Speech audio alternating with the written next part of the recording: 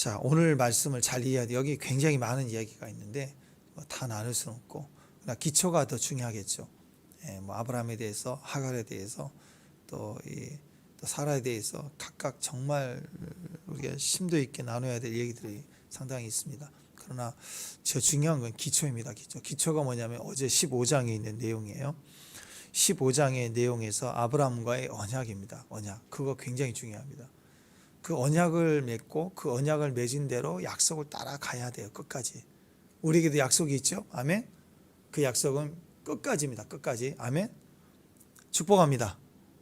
중간에 아브라함 사라처럼 더디되고 늦어지면 자꾸 인간적 방법을 동원하고, 거기는 또 믿지 않는 사람도 안 하는, 믿는 사람들이 하는 그런 잘못된 일이 있어요. 왜냐하면 예언, 주님을 믿는다고 하는 믿음을 만들어 드리려고 자꾸 하는 거예요.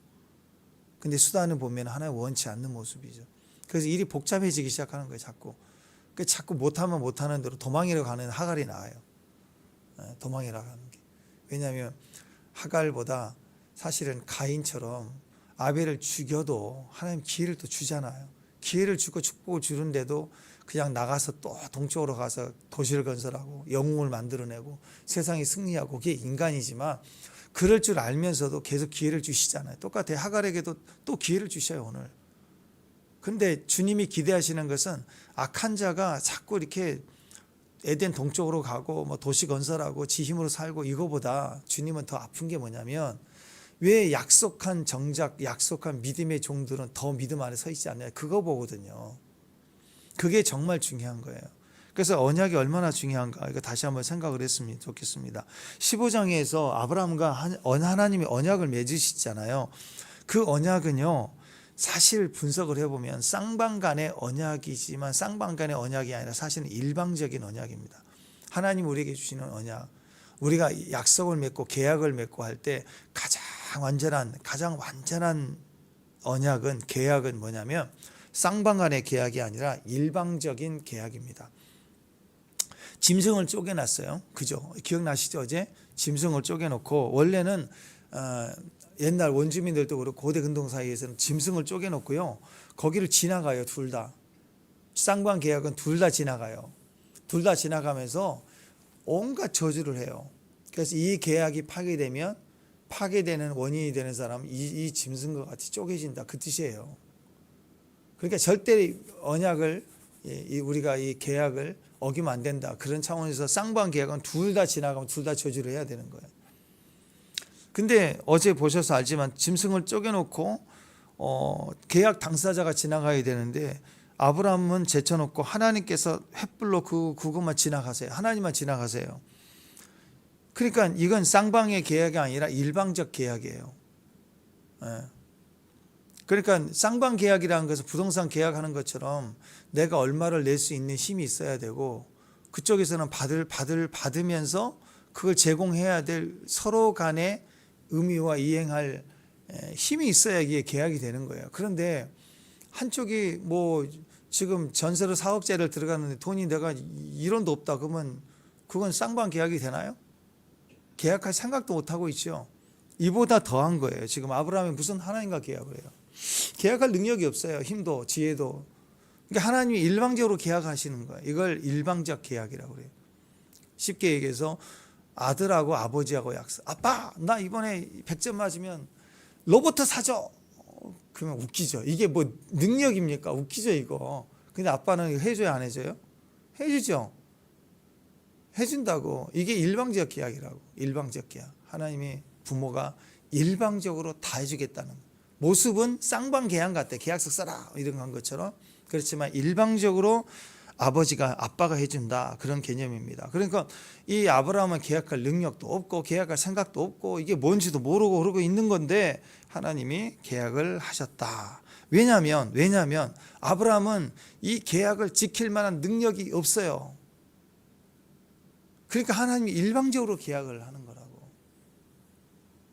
우리가 이 계약을 통해서 보통 쌍방 계약을 하지 않습니까? 부동산을 계약하든 뭐 어떤 동업을 할 때도 계약을 하잖아요. 약속이 잘 지켜질 때 특징을 보면은 일방적일 때 훨씬 더 잘 지켜집니다. 그래서 여러분 혹시 친구끼리 계약을 맺을 때, 동업을 한다고 할 때, 또 가족 간에 형제 간에 무슨 동관계 혹시 그럴 때가 있잖아요. 그래서 계약을 맺을 때 그냥하지 말고 계약을 맺으라 하잖아요. 근데 솔직히 계약을 맺는다고 해서 조금 좀 이상한 집안에도 이상한 사람도 있고 그렇잖아요. 형제 간에도.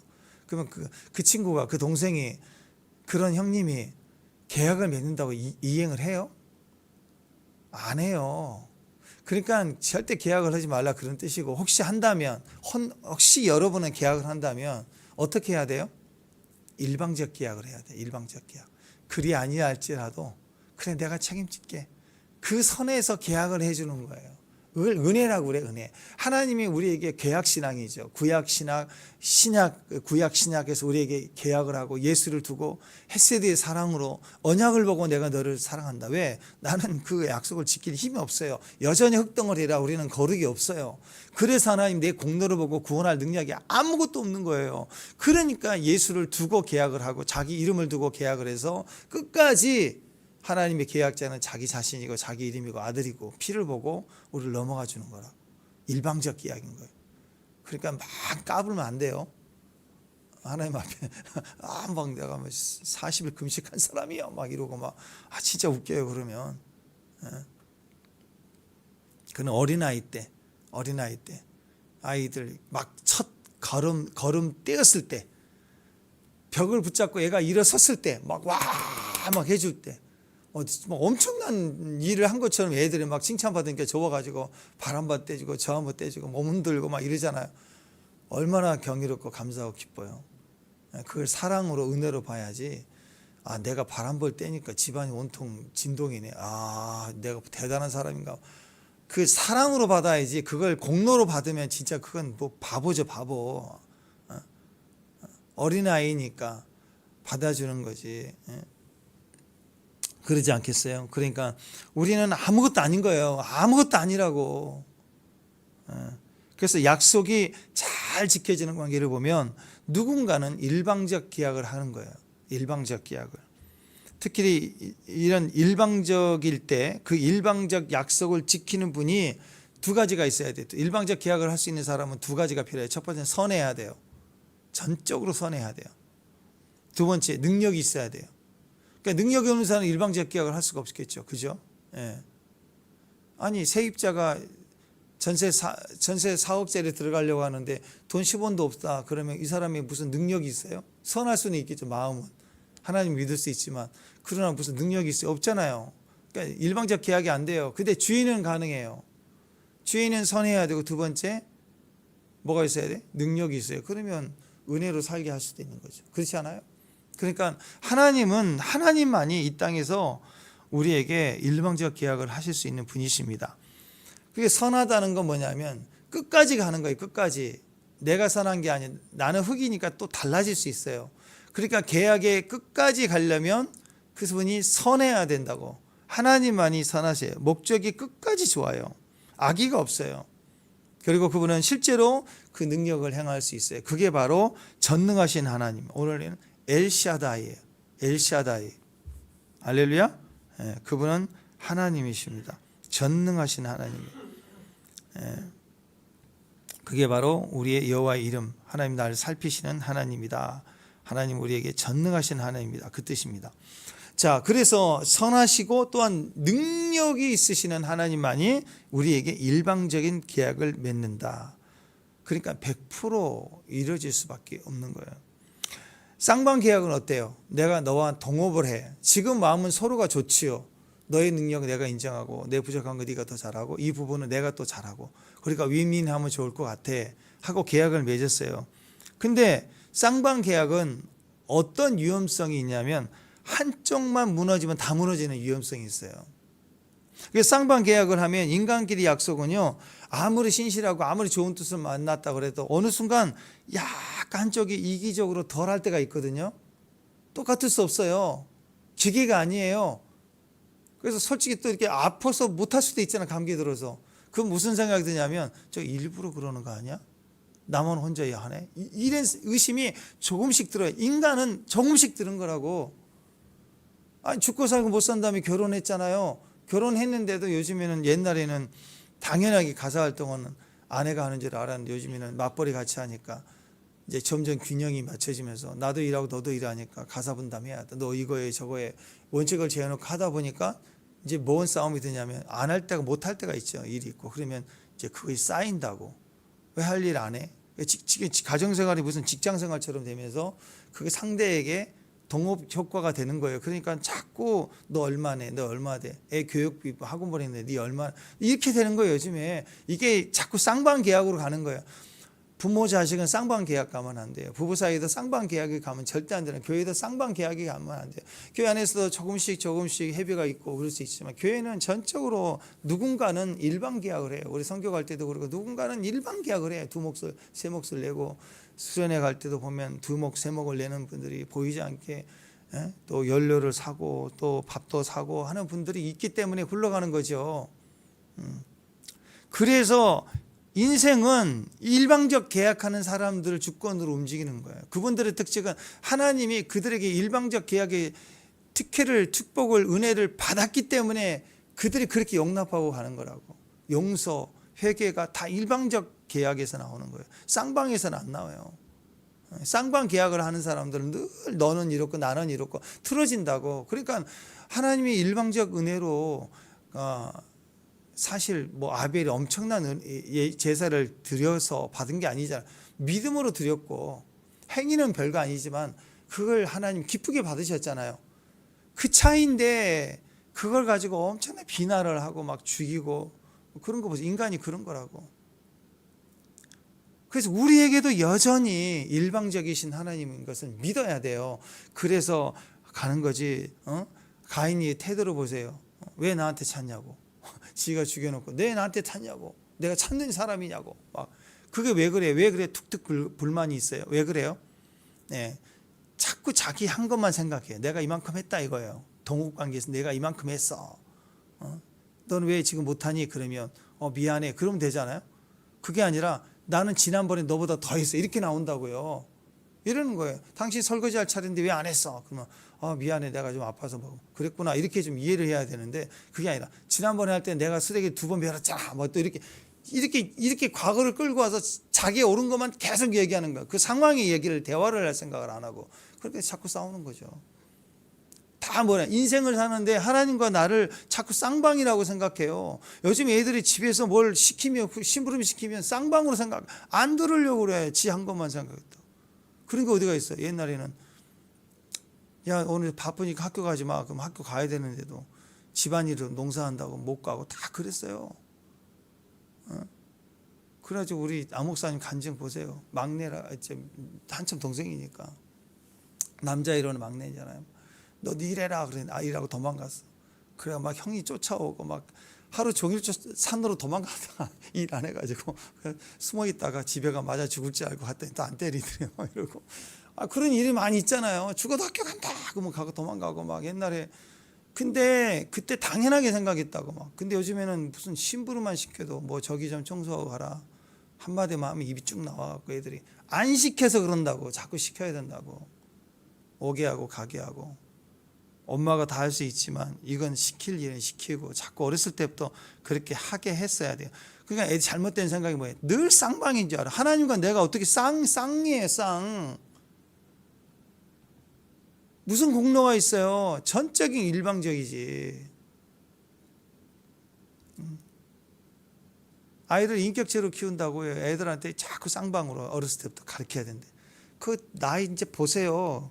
그 엄마 나중에 이제 할머니 돼 보세요. 애가 부모를 모실 때도 쌍방이라고 그런다고 이제 보세요. 법적으로 딱 따진다고 이제 그대로 심은 대로 돌아와. 일방적으로 아이고 우리 새끼 하고 울고불고 지나가고 맨날 그래야 애도 나중에 우리 엄마 그리고 또 책임지고 보호하고 그런 거죠. 그게 쌍방이라고 생각하니까 그래. 절대로 쌍방이 없어요. 인생에는. 그건 세상 이야기예요. 계약 맺고 도시 건설하고 이게 다 쌍방이죠. 우리는 은혜로 사는 거 일방적인 게 쏟아붓는 거라고. 선하신 대로 내가 반드시 지켜줄게. 내가 너희가 간다. 아무래도 조카 롯은 그렇게 쌍방이에요. 쌍방. 그렇게 자꾸 치고 올라온 거죠. 근데 아브라함은 끝까지 기다려주다가 분리가 됐지만 조카 롯을 구하러 갔던 것도 다 일방적인 거예요. 그러니까 가는 거죠. 하나님의 나라는 지금도 우리에게 가치가, 우리는 지킬 힘이 없어요. 네, 그래서 집안도 보면요, 늘 화합하고 좋은 집안이 있고 그렇지 않는 집안이 있죠. 늘 만날 때마다 싸우는 집안. 늘 싸우는 집안의 특징은 쌍방적입니다. 어렸을 때 형 동생이지만 크갈수록 나 너가 돼요. 똑같이 우리. 근데 집안이 잘 되는 집안들 진짜 있죠. 그 집안 한번 보세요. 거기는요, 누군가가, 형이든 둘째든 어쨌든 막내든 누군가가 좀 대성하면 누군가가 책임지는 사람이 있다니까. 그 집안을 무슨 일 있으면 내가 할게. 그런 집안에 꼭 한 사람이 있기 때문에 그 집안이 잘 되는 거예요.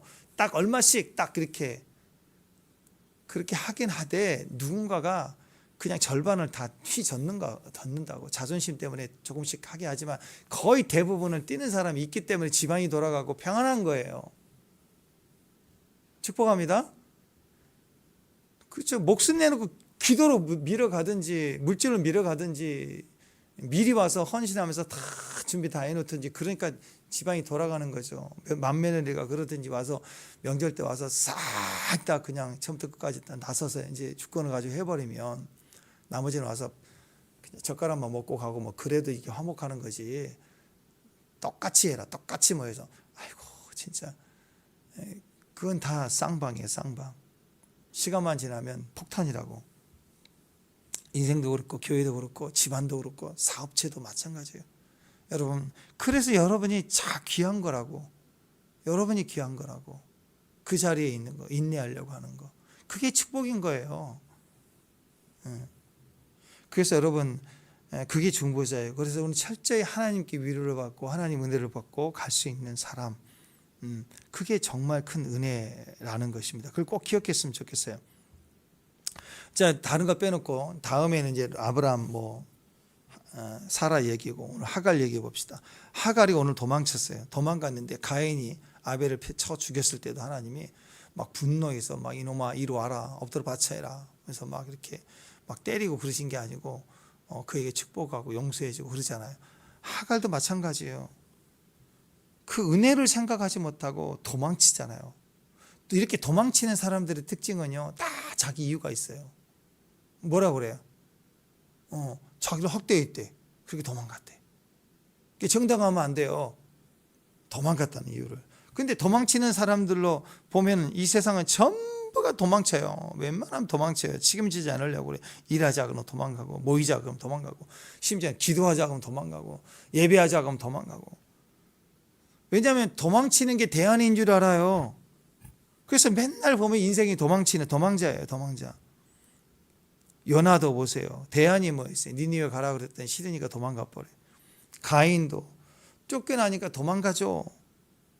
가라 그랬더니 기회를 줬는데 안 믿어. 말씀대로 믿는 것보다는 그냥 성을 짓고 더 견고해. 도망자들의 특징이 뭐예요? 자기가 두렵고 불안하니까 단단하고 더 견고하고 큰 성읍을 건설하는 거예요. 탕자도 그냥 도망가. 그랬더니 돼지고리에 들어가가지고 누군가 돼지 먹어야 열매도 안 주니까 다시 돌아오고.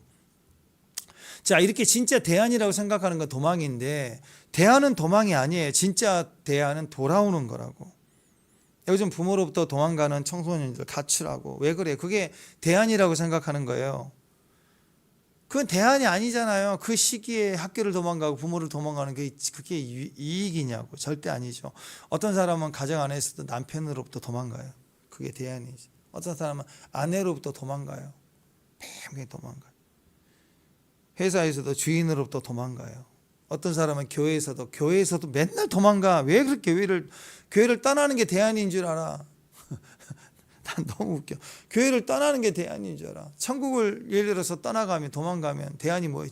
없어요. 지옥밖에 없는데. 아직 지옥을 몰라서 그런 거죠.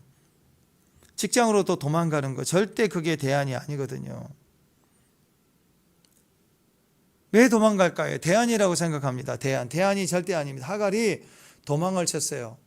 그 순간에는 대안이라고 생각하고. 어리석을 때 그럴 수 있죠. 근데 하나님은 은혜로우신 하나님. 오늘 주제는 하나님이 우리에게 너무나도 은혜로우신다. 일방적이신 분이시다.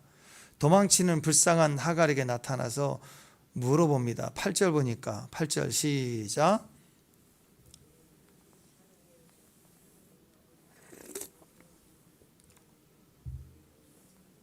이렇게 도망간 사람들의 특징은요, 대화가 안 돼요. 너 배고프지? 네, 배고파요. 뭐 먹고 싶니? 예, 짜장면 먹고 싶어요. 이렇게 물어본 대로 대화가 되는데 무슨 선문답도 아니고 이상해요. 너 어디서 와서 어디로 가느냐? 그랬더니 도망가나이다. 이게 무슨 대답이에요? 어디서 왔느냐? 그럼 물어보면 대답해야지. 내 주인 집에서 나왔고 갈 데가 없어요. 그 얘기를 해야 맞는 거 아니에요? 그랬더니 피하여 도망하나이다. 지금 내 사정이 중요한 거예요. 내 감정이 중요하고 내 형편님만 얘기하는 거예요. 우리가 혹시 이런 기도하고 있지 않나요? 안 그래요? 어떤 상황이 힘들면 막 좌좌좌좌좌좌 힘들어요 맨날 그 힘들어요 하고 주님이 옆에서 얘기를 안 들어. 힘들어요 오지 마 힘들어요. 주님이 이제 드디어 좀 얘가 지칠만 해서 나타나서 딸아 사랑한다, 아들아 사랑한다 그러면 듣고 싶지 않는 거예요. 어떻게 해 주셔야죠. 그걸 듣고 싶은데 사랑한다. 그런 거 집어치고요. 그런 거 집어치라고. 그게 뭐가 중요하냐고. 안 듣고 싶은 거예요. 근데 그게 정말 중요한 이야기인데 오늘 정말 중요한 얘기를 하는 거예요. 네가 어디서 와서 어디로 가느냐. 너 위치가 어디냐. 그걸 다시 확인했지. 네 축복이 어딘 줄 아니. 그 얘기를 하는데 그게 중요하냐고. 지금 피해 도망가고 있는 내가 얼마나 억울한데 이것만 하고 있다고. 억울하죠. 임신한 상태에 쫓겨나갔으니까 얼마나 화가 나겠어요. 아니 임신한 여자는 쫓아내면 안 되잖아요 사실은. 근데 또 반대로 얘기하면 오죽하면 쫓았겠냐고. 오죽하면 쫓아냈겠냐고. 이전까지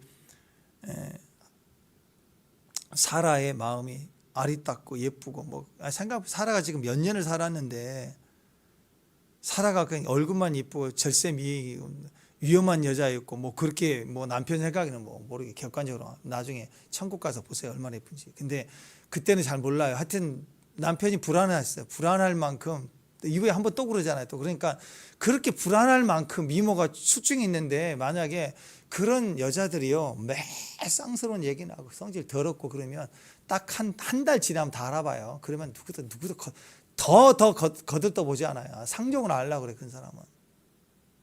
근데 하갈을 이렇게 아들을 삼도록 이렇게 하고 배려하고 이런 거 보면 그 쉬운 여자들 입장에서 쉽나요? 아무리 사정이 그러고 아들이 중요해도 다른 여자를 어쨌든 종이라고 그래도 이렇게 남편에게 보내서 애를 낳게 한다는 게 쉬운 결정 아니잖아요. 그러니까 굉장히 자기 나름대로는 지친 것도 있고 그렇지만 덕을 가진 여자인 거 분명해요. 근데 오죽하면 사라 쫓아냈겠냐고. 얼마나 괴로웠으면 남편 들들 볶아가지고. 자, 이건 딴 얘기고 다른 얘기고 어쨌든 도망갔습니다. 도망가가지고 얘기를 합니다. 근데 하나님은 항상 우리가 물어보는 게 뭐냐면 우리에게 다시 생각해봐. 이 GPS를 켜는 거예요. 너 위치가 지금 어딘지. 너 절벽이야. 바로 앞에 절벽. 그거 모르면 안 되죠. 위험. 가볍게 얘기하면 안 돼. 봤더니 어마어마한 절벽이에요. 큰일 나는 거예요. 그걸 얘기하는 거라고. 위치가 어디냐. 일단은 위치를 확인해야 돼. 어디서 왔냐, 어디로 가느냐.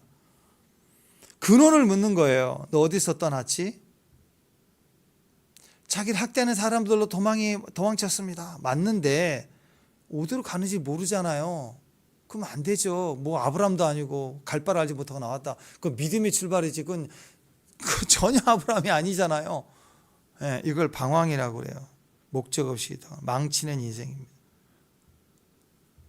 자, 그런데 9절에 보니까 주님은 명확하게 다시 얘기합니다. 내 여주인에게 돌아가라. 그리고 그 수하에 복종하라. 자, 우리는 알지만 이게 복인 걸 알죠. 임신한 여자가 혼자 나가서 이 사회에서 어떻게 살아요? 못 살아요. 이 당시에. 어렵고 힘들지만 용서해야 돼. 그게 사는 길이에요. 회개하라. 그러면 내가 너무 억울한데 저 나쁜 사람 네가 회개해라. 그게 사는 길이에요. 죽도록 싫을지라도 그게 사는 길이라고. 하갈 입장에서는 지금 돌아가라. 그 수하에 복종하라. 이거보다 더 정확한 정답이 어디가 있어요? 자, 이거 외에 대안이 있는 사람 얘기해 보세요. 근데 하갈 입장에서는 죽도록 싫겠죠. 근데 이게 명령입니다. 명령. 왜? 복종해야 돼요. 싫어도 복종해야 돼요. 그게 유일한 살 길이고 그게 축복인 거예요. 축복. 내가 듣고 싶은 대답이 아닐지라도 그게 축복입니다. 그래서 도와준대요. 네가 살 길이래요. 그리고 아들을 낳을 거래요. 그리고 창대할 거래요. 이 엄청난 이 예언이 마치 그 마리아에게 네가 아들을 낳을 예수를 하라 비슷하죠. 하나님이 태어날 아들에 대해서 이름까지 알려준 예가 몇 안 돼요. 이 엄청난 축복을 받은 거라고. 그러니까 하갈이 여기서 위대함이 여기 나와요. 그 말대로 믿고 갑니다. 하갈 입장에서 너무 어렵고 힘들었겠지만 죽으면 죽으리라 하고 가는 거예요. 그 직장으로 다시 가는 거예요. 다시 그 시댁에 들어가는 거예요. 다시 그 교회로 돌아가야 돼. 사실 우리 교회인데 도망자 입장에는 그 교회로 느껴져. 내가 그 교회를 가야 되냐? 가야죠. 어디서 뭐예요? 복종하라. 복종해야 돼요. 죽도록 죽을 만큼 싫을 수 있어도요. 아니라고요. 하나님 말씀의 약속이에요. 10절 시작. 여호와의 사자가 이르시되 네 씨를 크게 번성하여 그 수가 많아. 어떻게 돼요? 내세를 약속하죠. 돌아가면 변화될 거고. 그리고 결국 아브라함도 갔더니 그래요. 이렇게 하나님이 죽도록 싫을 만큼 말씀해 주실 때 그 직장 다시 가야 되고요. 아멘? 아멘 없잖아. 아멘. 그리고 시댁 다시 가야 되고요. 그리고 다시 그 교회에 가야 되고. 그러면 어떤 일이 벌어진지 알아세요? 죽도록 죽지 않아요. 하나님 그 순간에 변화시켜요. 아브라함도 변화가 되고 사라도 변화가 되고 다 변화가 되게 하게 하세요. 하나님이 관계를. 우리가 아는 것처럼 하갈이 계속 그렇게 갔으면 좋았을 텐데 결국은 또 이스마엘 교육 잘못해갖고 이스마엘이 자라면서 이삭 태어났을 때 딴짓까지 거기서 또 극도로 위험한 일이 벌어지죠. 그래서 쫓겨나게 되는 그런 일이 또 벌어집니다. 그렇지만 이걸 계기를 통해서 어떤 상황에서 기회를 주신 하나님이심을 믿고 가면 끝까지 우리는 형통하는 거예요. 끝까지. 우리 그거 잊지 말아야 돼요. 가인에게도 기회를 주고 하갈에도 기회를 주는데 우리에게는 얼마나 기회를 더 주겠어요. 축복합니다. 나를 살피시는 하나님. 그때 하갈이 그 믿음으로 고백한 하나님이 나를 살피시는 하나님이에요. 13절입니다. 외칩니다. 13절 시작.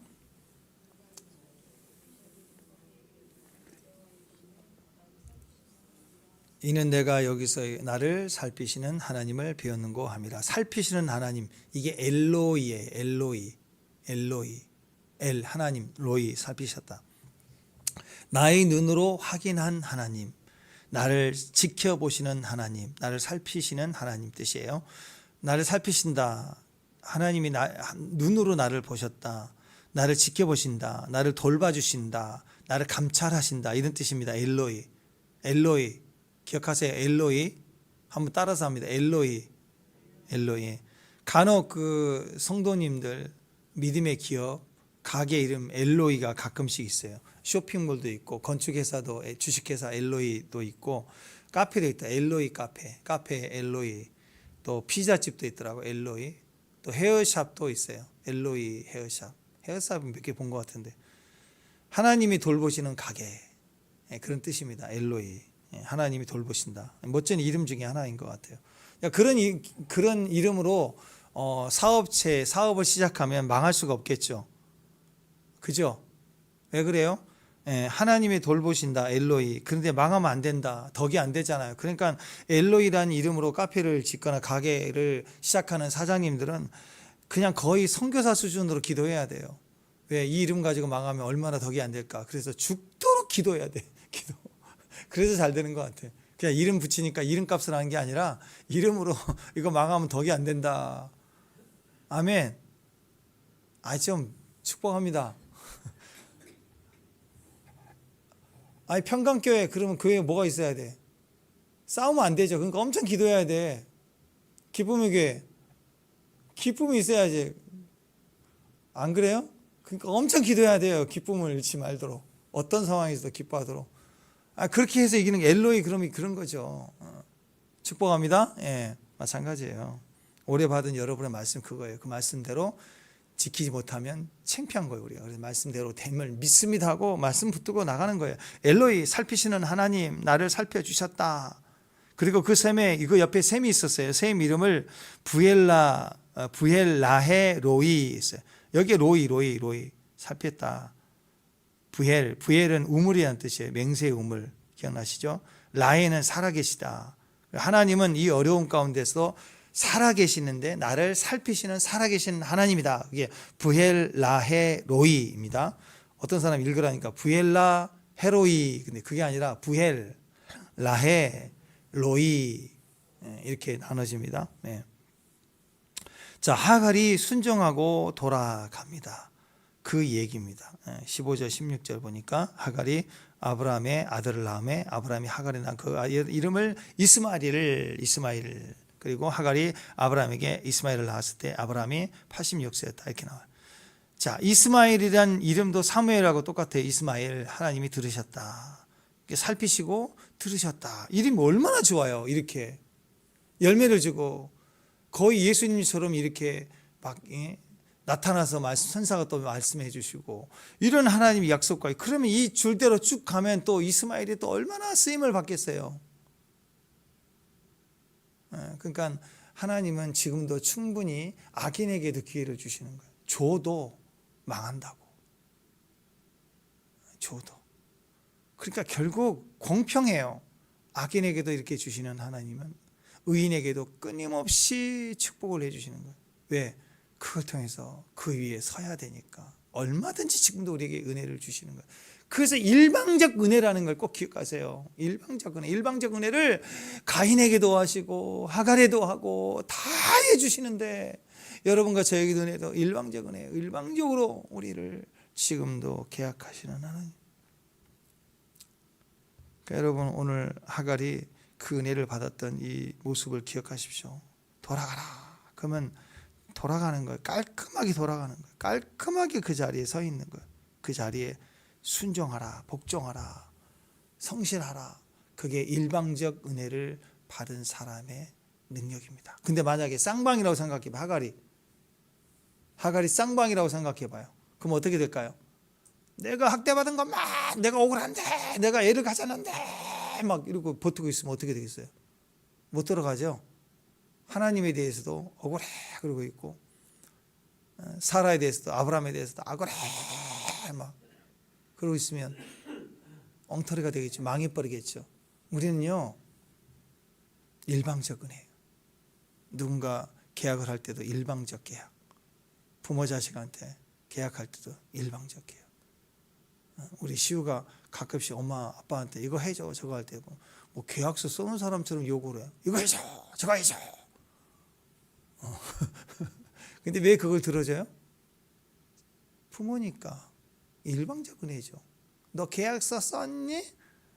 너 쓴 거 갖고 와봐. 그래가지고 계약서 보자. 뭐 이거 집주인이에요? 아니죠. 일방적 은혜예요. 우리가 기도하는 것도 왜 그래요? 하나님께 일방적 은혜를 받았으니까 구하고 또 기도하는 거라. 끊임없이 하갈에게도 일방적 은혜를 주신 하나님이시면 지금도 우리에게 일방적으로 은혜를 주시는 분이세요. 그거 잊지 마세요. 그 베이스를 가지고 오늘 16장 1절 시작할 때부터 나오잖아. 하갈이라는 존재 자체가요, 그냥 애굽 사람의 그건 이건 인정도 안 되는 사람이라고. 종으로도 있는 것도 축복인 거라고. 그런데 그 선을 넘어요. 그리고 그 종 중에서도 또 아브라함의 아들을 낳도록 한 거에 대해서도 그게 그렇게 자기가 치고 올라갈 만큼 교만할 만큼 쌍방적 계약이냐고. 계약도 안 내주는 몸종이라고. 근데 그걸 잊어버려. 공로로 생각하는 거예요. 휘젓기 시작하는 거예요.